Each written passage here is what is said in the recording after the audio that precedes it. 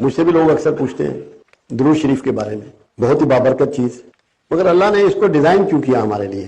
قرآن حکیم میں پروردگار کہہ رہے ہیں کہ میں اور میرے فرشتے رسول اللہ پر درود بھیجتے ہیں، اے ایمان والو تم بھی درود و سلام بھیجا کرو۔ کیوں ڈیزائن کیا؟ درود کا مطلب کیا ہے؟ دعا، پرے فار پروفٹ۔ تو معاذ اللہ کیا رسول اللہ ہماری دعاؤں کے محتاج ہیں یا ہماری دعائیں ان کا کچھ سنوار سکتی ہیں؟ یہ کوڈ ہے جس کو ہمیں سمجھنا ہے۔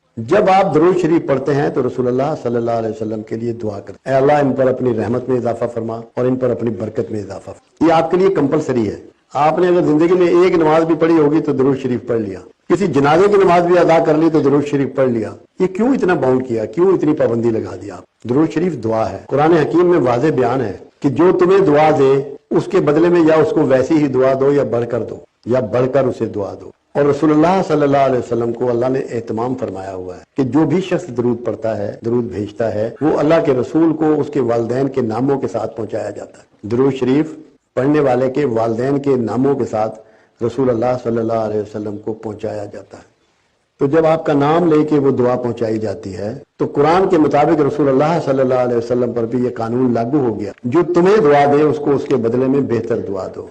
جب آپ کی دعا رسول اللہ کو پہنچائی جاتی ہے تو رسول اللہ صلی اللہ علیہ وسلم اس کے بدلے میں آپ کو بہتر دعا دیتے ہیں، اور جس کا دعا گو رسول ہو جائے اس کی بخشش کنفرم ہو جاتی ہے۔ امت مسلمہ کی بخشش کو کنفرم کرنے کے لیے پروردگار عالم نے درود کا سلسلہ جاری کیا۔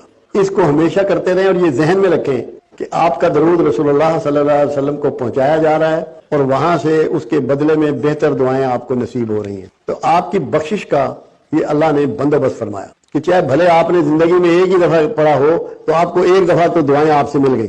تو اس لیے درود شریف کی اہمیت کو سمجھانے کے لیے میں نے یہ پوائنٹ آپ کے سامنے رکھا کہ آپ کو اندازہ ہو کہ آپ کے لیے اس میں کتنا بڑا کوڈ ہے اور کتنی بڑی مہربانی اللہ کی چھپی ہوئی ہے۔